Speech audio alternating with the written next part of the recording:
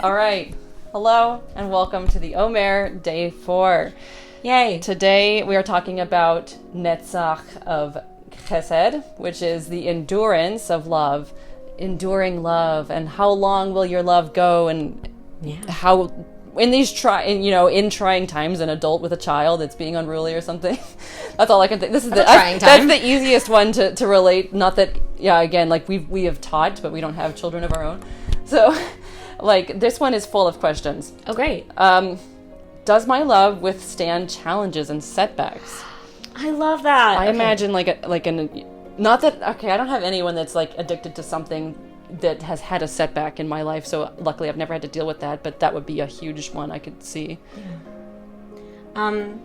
So my biggest example of this is I'm really, really loyal to my friends and really, really loyal to my family. So yeah, there's been moments of real trial and real pain and real frustration. And I've never worried about, I'm very lucky, but I've never worried about my family breaking apart like that. But I've definitely had to walk some friends through this. No, I'm standing by you and I'm standing with you and I'm loving you through this, and I'm not going to walk away from you unless you ask me to. It's definitely something that isn't practiced, I think, enough when it comes to the world. Well, fair weather friends or something like that. Just the idea that, it is hard. I think, because going back to the other one, we talked about compassion yesterday. Sometimes you have to walk away from people. Yeah. And so I think the friends would be the easiest to stand by, or those that have been with you for a longer time and you want to continue it. And those friends that I've known since college, 10 years, if it was a more I don't know, I only met you within the last few months or something, unless we've really gotten along and clicked, I don't know if now that you're suddenly a drug addict, if I'm going to stand by you, because I don't know you that well. You haven't built that relationship. Yeah.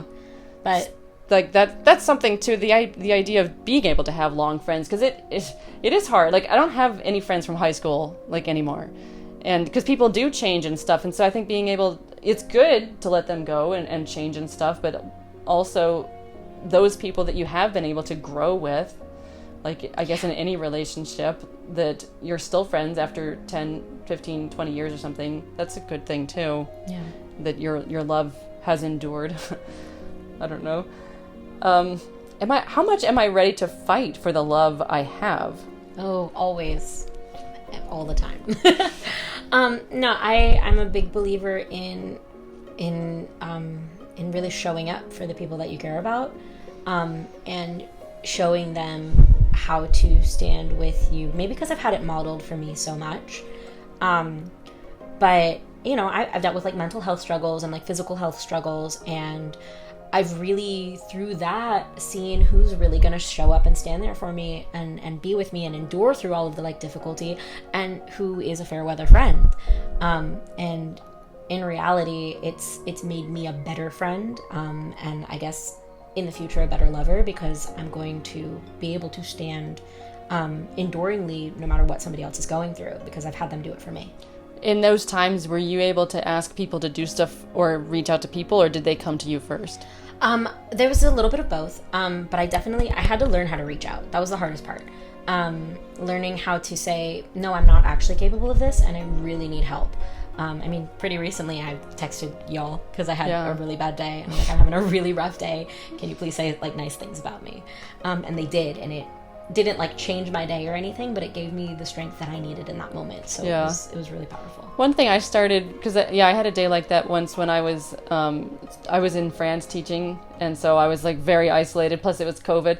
So I just asked people please say some nice things about me, and then I kept them in a folder, and so I still have this folder, and that's so nice. So if I'm ever really down, that I can get horribly down, but I luckily haven't been there in a long time, I can look back at that and see what people have said about me. So maybe, and there's another enduring piece. I don't know, keeping it in a folder.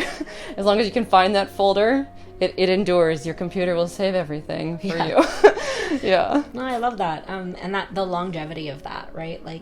This thing that you said to me in this one moment, it still means so much to me because I took the effort to pay attention to it. I would say even if what if, like, you looked at that thing, like, 10 years from now, and maybe you're not friends with that person anymore, but still, it's one of those... That endures. Yeah, that endures, and it's one of those things where it's like people come into your life for a reason, a season, whatever the rest of the rhyme is, and... I don't know the rest of the rhyme. I don't know, it's some kind of rhyme, and... or a lesson, is that what it is? I don't know, but just that, like, even if that person's not in your life anymore... I still feel really happy when I have certain dreams about old friends from middle or high school. Yeah. And I wake up feeling like, oh, I hope that they're doing okay. And, like, I miss them and they really helped me at that time. And, like, yeah, for some reason we're not friends anymore. But it is still nice to think about people from back then. And there's nothing wrong with that you grew apart. As we've been talking about most of this week, sometimes you have to let people go in love. You just grow apart. It's natural. Yeah. But on other people, we endure. We continue to... Stand fast. Yeah. And finding those people, I think, is wonderful. Yeah. Those that will, like, grow with you and stuff. So is there an exercise? Yes. Oh, what's our exercise? The exercise is do something that takes fight. Okay. What takes fight for a loved one. Do something that takes fight. So something that's, like, you're struggling with, but you do it for somebody else. Maybe driving them somewhere when you don't want to have to drive and you're tired. Or going to some party because your wife has to go to it and wants you to go with her. Or, I don't know, that kind of thing. Yeah. Do something to show that you can fight for love.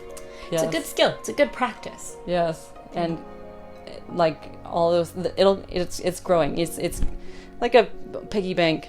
Sort of. Like, putting in things and hopefully one day they will return it. But also, like, true love, as we learned yesterday, is doing stuff without reciprocation. Yeah. Although we all hope that it will be. Yeah. So, all right. Well, thank you so much for joining us. We will see you tomorrow.